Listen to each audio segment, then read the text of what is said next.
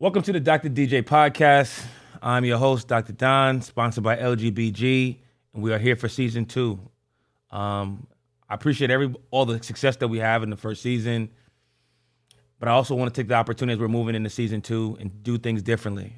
We started last season with a wonderful host, but also I needed to explain specifically why this origin story started, specifically around why did that become important at that particular time? Why was this our sponsorship? What was our name? This is kind of our guiding principles. In 2003, as we're kind of on the heels of ending particular things that were happening with COVID, this question about success and opportunity really became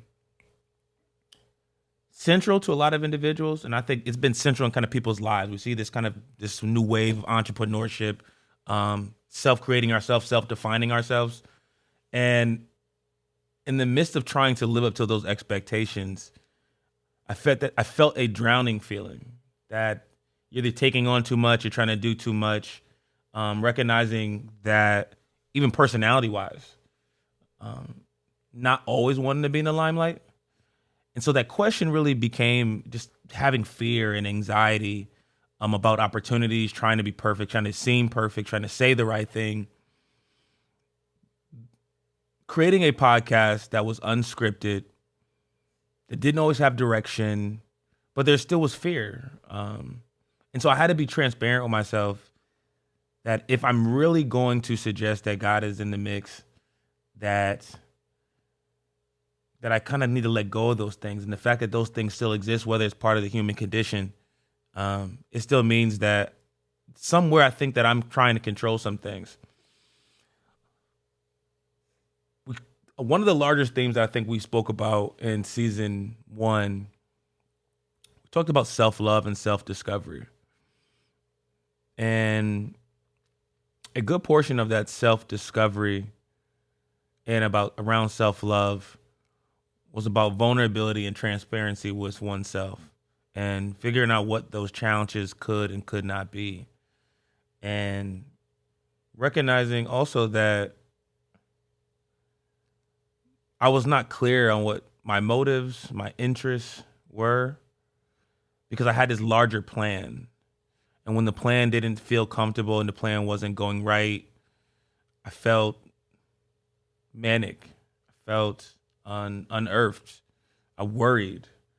And that small whispering came to me at that time was, you're not in control of a lot of this. And you don't want to be in control of a lot of this. And part of that responsibility that you tried to take on, it also came with a lot of hurt. I think specifically about sometimes when you have some of the greatest intentions, and you do a lot of things well, that normally people don't ask what's going on, what's happening. Maybe they don't have the time. Everybody's disposition and heart posture is not always to think about other individuals first, but also find ways to prioritize. And I think that's a healthy balance of recognizing when you can't see yourself and you throw yourself into your work and you throw yourself into others' opportunities, and then you realize you just don't know where you're going. 2 days ago, I think it's 2 days ago. Yes, 2 days ago. So 2 days. So we're 2 days away from Valentine's Day, and what kind of sparked this conversation around like love and questioning and calling and checking in, because these become consistent themes that everybody kind of experienced throughout COVID. But one thing that really stood out was that when I thought specifically about letting God be God and thinking about the conversations that I've had with friends, family, therapists, I was also moved to always be mindful at the beginning of conversations to ask the question, how are you doing too? And actually mean it, and be capable and available to answer that question. What I thought about in terms of like this Valentine's Day prayer is that in the midst of God being omnipotent and present and providing so much grace and mercy coverage and everything else, that I've never ever thought about asking the question or thinking about individuals, how they start the question about how is God doing? Because a portion of this service and not being transactional with people, it happens where we have a general interest in the welfare and well-being of our fellow individuals, loved colleagues, loved ones, colleagues, anybody that's kind of in our ethos, in our circles. But realizing that everybody doesn't move in that particular way. And so when you think about the person that's kind of ushering this story, that's guiding this message, creating this kind of newfound fire within your heart, that when you ask that question to yourself, or even in my conversation, my prayers, like, what can I do to love you today? What can I do to love you more in the ways that I operate and show? It means even more to kind of ask that we like ask that real question that sometimes it's hard for people to answer. I think it's hard for humans to answer because a lot of individuals don't know what kind of love they need that day. But also when I'm kind of thinking about my experience and saying, letting God be in the present space, not just let him do what he's going to do and I'm sitting there waiting for this opportunity to arrive, but also how can I show up and be the best servant in terms of what I've been blessed with and what I had to steward over. And part of season 2 will be just that. Those questions that we will ask, and I needed to draw down that theme about what does it mean to let God just be God and not allow our human fears and struggles to get in the way, understanding that discomfort and anxiety are normal habits on doing things new.